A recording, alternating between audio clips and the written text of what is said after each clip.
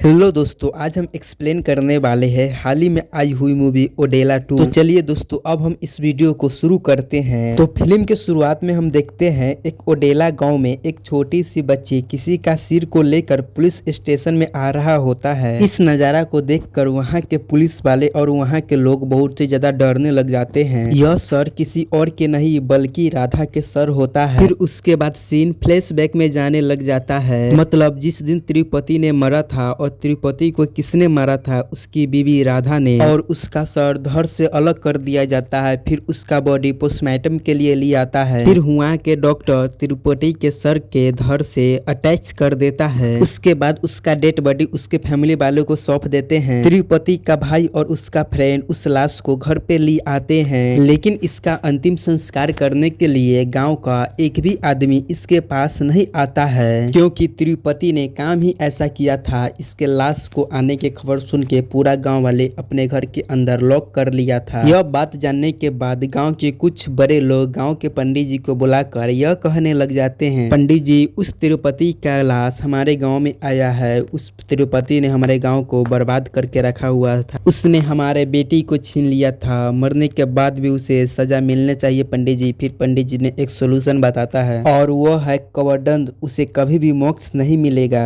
गाँव वाले पूछने लग जाते हैं, यह क्या है पंडित जी? पंडित जी बताते हैं, अगर हमारे घर में कोई मर गया तो हम उसे क्या करते हैं? उसे दफना देते हैं या कुछ जला देते हैं। लेकिन इसके साथ ऐसा नहीं होगा। अमावस्या के एक बड़ा दिन एक कब्र को खोदकर उसे खड़ा कर कर एक काली मुर्गी को उसके अंदर रखकर और सारा गांव वाले के नाखून और पुराने कपड़े इकट्ठा कर कर उसी कब्र में रख देना, और इसी को हम लोग कहते हैं कवरदंड। जिस वजह से सारे गांव वाले दुख सहे, इसी वजह से तिरुपति का आत्मा भी दुख सहेगा। फिर सारे गांव वाले ओके कर देता है और सरपंच पूरा गांव में ढिंढोरा भी पिटवाने लग जाता है। फिर उसके फैसले के बाद तिरुपति के भाई और उसका फ्रेंड तिरुपति को लाश को लेकर गांव के बॉर्डर के पास में ले जा रहे होते हैं। तिरुपति का आत्मा अपना बॉडी के साथ में ही रहता है और अपने जान पहचान के लोग से बात करने की कोशिश करता रहता है और कहता रहता है, अरे यार देखो, मेरा भाई छोटा अकेला लाश को ले जा रहा है, कृपया तुम लोग भी थोड़ा थोड़ा हाथ बढ़ा दो ना। लेकिन तिरुपति के खास दोस्त भी आगे नहीं बढ़ता है। उसके बाद गाँव के सभी लोग गाँव के बॉर्डर के पास आ जाता है। फिर यहाँ आने के बाद तिरुपति का भाई और उसका फ्रेंड सरपंच से खूब ज्यादा रिक्वेस्ट करने लग जाते हैं और कहता रहता है कि भाई तिरुपति के छोड़ दो नो, अब मरा हुआ लाश को कौन सजा देता है, भाई छोड़ दो तिरुपति को। लेकिन गांव वाले लोग तिरुपति के भाई के बात नहीं मानता है। फिर तिरुपति के साथ वैसा ही किया जाता है जैसा पंडित जी ने बताया था, बल्कि किसी भी लाश को दफनाने के वक्त उसे सुला देता है, मगर इसको लाश को खड़ा करा देता है। तिरुपति का आत्मा गाँव वाला से ही कह रहा होता है कि अरे गाँव वाले, मेरे को छोड़ दो। हाँ, माना मैंने पाप किया, लेकिन अब मुझे तो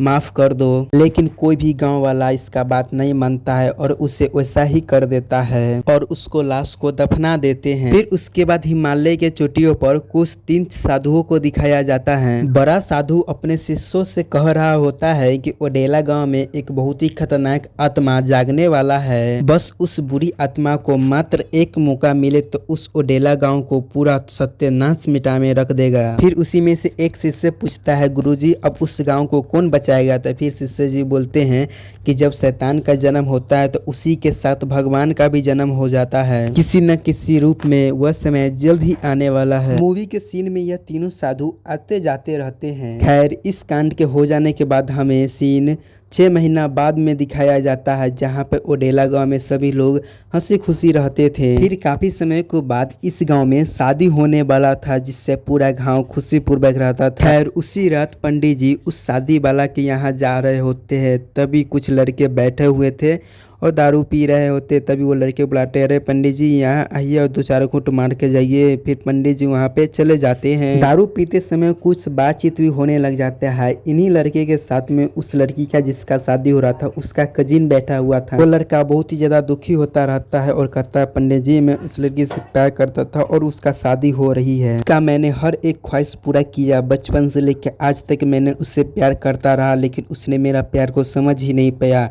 दारू पीते हुए लड़का पंडित जी से ये सारा बात कह रहा होता है। गुस्से में यह भी कह रहा होता है कि आज मैं उस लड़की का नहीं छोड़ूंगा, आज मैं उसके घर में जाकर उसका बलात्कार कर दूंगा और सारा हिसाब उस तिरुपति के आत्मा पर डाल दूंगा। बात सुनने के बाद पंडित जी उसे डांटने लगता है, अरे क्या बात कर रहे हो तुम, ये उल्टे पुल्टे काम मत करो। अरे मैंने सिर्फ दारू पीने के लिए यहाँ आया था, तूने तो सारा मुंड खराब कर दिया। और यह बात कहकर पंडित जी यहाँ से जाने लग जाते हैं। फिर पंडित जी का सुसु आ जाता है तो पंडित जी सुसु करने के लिए तिरुपति के कब्र के पास जाने लग जाता है। मतलब उस जगह बहुत ही अंधेरा होता है और इसी तरह यह पंडित जी तिरुपति के कब्र के ऊपर ही कर देता है। तब पंडित जी सब कर यहाँ से जाने ही वाला होता है, तभी उसको पैर में एक बड़ी सी कांटा चुभ जाता है, जिस वजह से पंडित जी के पैर में से खून बहने लग जाता है और वह खून बहकर तिरुपति के कब्र के ऊपर गिर जाता है। और उसी तरह एक खून का बूंद तिरुपति के ऊपर गिर जाता है। तिरुपति इसी दिन का तब बहुत समय से इंतजार कर रहा होता है। फिर उसके बाद इस तिरुपति का आत्मा निकल कर पंडित जी का शरीर में घुस जाता है। फिर क्या होता है, पंडित जी के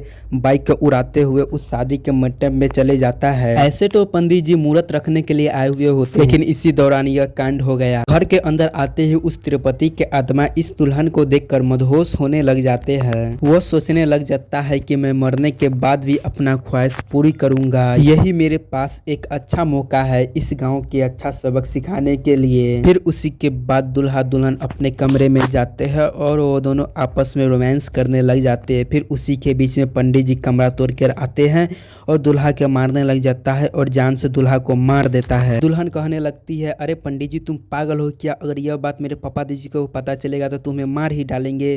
फिर पंडित जी बोलता है, तुम मरे हुए इंसान को कितने बार मारोगे, मैं हूँ तिरुपति और मैं इस गांव का मौत हूँ मौत। यह बात सुनने के बाद दुल्हन शौक में पड़ जाती है। फिर दुल्हन समझ जाती है कि इस पंडित जी के अंदर तिरुपति के आत्मा है। फिर तिरुपति उस दुल्हन का केस को पकड़कर एक लात मार देता है। उस दुल्हन का पीछे का केस भी उखड़ जाता है, जिस वजह से दुल्हन घायल हो जाती है और इस पंडित जी इसी के साथ कांड कर देता है। यह बात बाहर मालूम चलते ही पूरा गांव वाला इकट्ठा हो जाता है। वहाँ पुलिस भी आ जाता है और पुलिस पंडित जी को गिरफ्तार कर लेता है। फिर पंडित जी कहता रहता है, सर मुझे कुछ भी पता नहीं है, मैं तो सिर्फ यहाँ अपना फोन लेने आया था, मैंने ही अपने हाथों से इस लड़की का शादी कराया हूँ सर, मैं ऐसा क्यों करूँगा। लेकिन इंस्पेक्टर बात को नहीं समझता है। फिर इस पंडित जी को पकड़कर इंस्पेक्टर ले जाता है और इसको खूब मारता पीटता है और पूछने लगता है। फिर इस पंडित जी को उस 4 लड़के के बारे में याद आ जाता है। कहने लग जाता है इंस्पेक्टर कि सर मैं जब उस लड़की को शादी के लिए जा रहा था तभी वो लड़का चारों मिलकर इस लड़की का मारने का बात कर रहा था। फिर उसके बाद इंस्पेक्टर वो चारों लड़का को पकड़ कर ले आता है, उसका उसको खूब ढलाई करता है। फिर वो लड़का कहता था, सर मैंने किसी को भी नहीं मारा हूँ सर, विश्वास कीजिए। उसके बाद हमें दूसरे दिन में एक अगल बगल नाम के लड़का को दिखाया जाता है जो कि इसी गांव के एक दरबार में रहता है। अगर गांव में किसी को भी बुखार उखार लगा या किसी को भूत प्रेत हुआ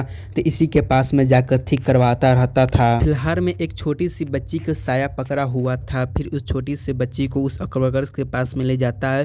अकबरकर्स एक मुर्गी को देता है और कहता है यह मुर्गी को ले जाकर गाँव के लास्ट मोड़ पर फेंक देना। उसी बच्ची का माँ इस गाँव के बॉर्डर पे आकर रात को इसी रिचुअल के करने लग जाते हैं। बाद में बिना पीछे पलटे हुए वहाँ से चले जाते हैं। थोड़ी देर के बाद बैंकेट्स नाम का एक लड़का दूसरे गांव में जाकर वो अपने गांव में वापस आता है। फिर उसी रास्ते के दरमियान में कुछ चीज को देखकर उसका होश ही उड़ जाता है। फिर वह देखता है कि तिरुपति का आत्मा निकल कर कच्चा मुर्गा के पूरा कच्चा ही चिवा जाता है। यह देखकर बैंकेश अपना गाड़ी को घुमा लेता है और वहाँ से भाग जाता है। सुबह हो जाने के बाद बैंकेश गाँव के सभी इंसानों को बताने लग जाता है, लेकिन उसी वक्त अकबरेश भी वहाँ पर रहता है, लेकिन गांव वाले इसको बात पर विश्वास नहीं कर रहे होते हैं। फिर उसी वक्त एक बड़ा बंदा आकर अपने बेटी का शादी का कार्ड देने लग जाता है। फिर अकबर उससे पूछने लगता है कि अरे इस वक्त आपने शादी क्यों रख लिया है, आप जानते हो ना कि इस वक्त गांव की हालत क्या चल रहा है। वह लड़का अकबर से कहने लग जाता है, अरे अकबर भाई रिश्ता और लड़का बहुत ही अच्छा है, इसीलिए मैंने रिश्ता को फिक्स कर लिया है, आप लोग शादी में जरूर आना, अगर किसी को डर लगा तो वो लोग शादी में नहीं आइएगा। और यह बंदा यह बात कहकर चले चले जाता है। उसी वक्त तिरुपति का आत्मा साइकिल लेके पूरा गांव में घूमने लग जाता है और यह भी कहने लग जाता है कि सारे गांव वाले सुख शांति के बिना अपना नींद को पूरी कर रहे हो। करो बेटा करो, जब भी तुम लोग सारे रोने लगेंगे। सुबह होते ही तिरुपति के सारा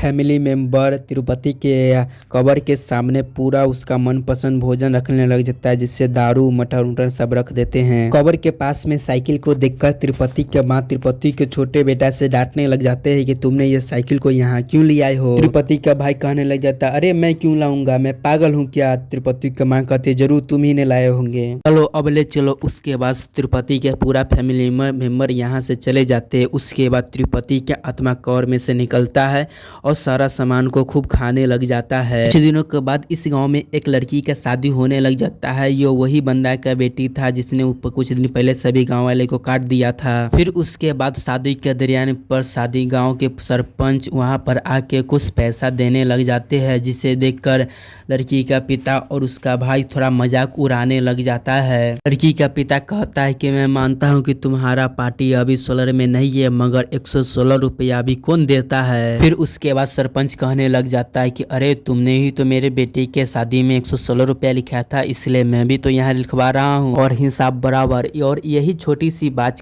को लेकर इन दोनों के बीच में झगड़ा होने लग जाता है। बड़े ही मुश्किल से इन गाँव वालों ने झगड़ा करने से इन दोनों को रोका था। फिर यह सब कुछ हो जाने के बाद सरपंच अपने ट्रैक्टर से अपने गाँव आ जाने लगता है, मतलब कहीं गया हुआ होता है। उसके बाद सरपंच अपने गाँव आ रहा होता है, तभी उसको रास्ते में सुसु लग जाता है। फिर सुसु करने के लिए तिरुपति के कब्र के ऊपर चले जाता है। सुसु करते समय सरपंच ने कहता है, अरे यार तिरुपति, अगर तुम आज जिंदा होते तो जो काम तुम मेरे बेटी के साथ किया था वही काम तुम इसी के भी साथ बेटी के साथ कर देता है। फिर उसके बाद सरपंच को पैर में एक कांटा चुभ जाता है और उसमें से बहुत ही ज्यादा खून गिरने लग जाता है। उसी में से खून का एक बूंद तिरुपति का लाश पे गिर जाता है और उसके बाद तिरुपति जाग जाता है। फिर तिरुपति मौके का फायदा उठाते हुए सरपंच के अंदर घुस जाता है। फिर सरपंच ने ट्रैक्टर को उड़ाते हुए उस शादी का मंडप में घुस चल जाता है। लेकिन इस घर में रिश्तेदारों के अलावा दूल्हा दुल्हन मौजूद नहीं थे। बाद में पता चलता है कि वो बंदे ने अपने बेटी के फर्स्ट नाइट खेतों के बीचों बीच में अरेंज करके रखा हुआ है। यहाँ पर यह दूल्हा दुल्हन खेतों के बीच में बहुत ही खुशी के मूड में होते हैं। अंधेरी रात, तारा के चमक, इस सेटअप में वो दोनों रोमांस करते हुए होते हैं। उसी के बीच में यह सरपंच उस खेतों में आग लगा देता है और यह इन दोनों के पास में पहुंचकर इन दोनों को बेरहमी से मारने लग जाता है। मतलब दुल्हन के मुंह में मक्का को रखकर उसके साथ कांड कर उसको उसी जगह पर मार डालता है और दुल्हा को भी जिंदा जलाकर उसी जगह मार देता है। सुबह होते ही पुलिस वाला यह नजारा देखकर हिल जाता है। उसके बाद उस लड़की के पिताजी उस पंडित जी को और उसको सरपंच को बाहर ले जाकर खैर खूब पीटते हैं, मारते हैं। इंस्पेक्टर उसे समझाने लग जाता है कि आप कानून को हाथ में मत लीजिए, इसको हम लोग कोर्ट में देख लेंगे। पंडित जी और सरपंच को यह कहना था कि वो लड़की मेरी बेटी के जैसा था, मैं उसको साथ ऐसा कैसे कर सकता हूँ। फिर उसी वक्त अकर बग्स आकर उस गांव वाले को रोकने लग जाता है और कहने लग जाते हैं कि इन दोनों के मत मारो, ये दोनों बेकसूर है। फिर वहीं पर वेंकट सभी गाँव वालों को सीसीटीवी कैमरा दिखाने लग जाता है और वो अपने खुद ने देखा था कि त्रिमूर्ति कैसे कच्चा मुर्गा को खाने लग जाता है। और उसके बाद सीसीटीवी कैमरा चेक करने पर पता चलता है कि त्रिमूर्ति के साइकिल कैसे सारा गांव में घूम रहा है। वैसे ही कुछ गांव वाले की त्रिमूर्ति के कब्र पर रोने की आवाज सुनाई दी। फिर अकलबख्श कहने लग जाता है कि त्रिमूर्ति तो मर गया लेकिन उसका आत्मा आज भी जिंदा है। कब्र दंड के बदले तुम लोग अपने आप को दंड दे रहे हैं, इसी के वजह से यह सब इस गाँव में हो रहा है। तभी उसी जगह कमिश्नर आ जाता है और अकलबख्श के बात सुनकर सभी गाँव वाले को डांटने लग जाता है और कहते हैं कि भूत प्रेत कुछ भी नहीं होता है और ऐसी तरह के ढोंगी बाबा हम लोगों को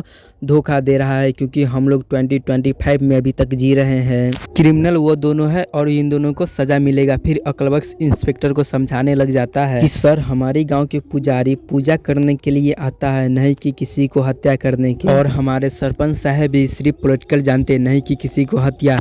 यह सब त्रिमूर्ति का आत्मा ही कर रहा है। इंस्पेक्टर कहता है भूतों के नाम लेकर क्या तुम उन दोनों के बचाना चाहते हो, क्या तुम्हारा हाथ भी इसमें शामिल है क्या? बोलता है भरोसा करना पड़ेगा कमिश्नर साहब, है, क्योंकि भरोसा पर ही पूरा जिंदगी टिकी है। बिल्ली रास्ता काट देता है तो उसको अशुभ माना जाता है, अगर गाय रास्ता पर काट देता है तो उसको शुद्ध माना जाता है। मगर दोनों जानवर ही है, जब तक हम लोग सांस लेते हैं जिंदा है, अगर सांस बंद कर दिए तो हम लोग मर जाते हैं। और हवा अगर शैतान का रूप ले लिया तो उसे आत्मा कहते हैं। फिर कमिश्नर कहता है बंद करो हवा वाली बातें, इस गाँव में भूत नहीं, मेरा बाल नहीं, और मैं तुम लोगों को यकीन दिलाऊंगा। इस तरह यह कमिश्नर तिरुपति के कब्र के पास में रुकने का डिसाइड करता है। बाकी पुलिस वाले कांस्टेबल से कहने लग जाते हैं कि तुम लोग यहाँ से चले जाओ, कल सुबह तुम मेरे लिए चाय लेकर आना, मैं पकड़ता हूँ असली कातिल को। फिर कल सुबह 2 कांस्टेबल कमिश्नर के लिए चाय लेकर आता है। कमिश्नर चुपचाप से बैठा हुआ होता है। शॉकिंग बात यह है कि इसका एक आंख निकल चुका होता है और उसकी पीठ पूरी तरह से छिल चुकी होती है, मतलब मर चुका होता है। तिरुपति के आत्मा ने ही इसे मार डाला होता है। अब यह खबर सुनते ही सारा गांव वाला मान जाता है कि तिरुपति के आत्मा अभी भी जिंदा है। सो इस दिनों से लेकर सारा गांव वाले कांपने लग जाते हैं। हेलो दोस्तों, अब इसका अगला पार्ट कल आएगा, तब तक आप इस चैनल को सब्सक्राइब कर दें।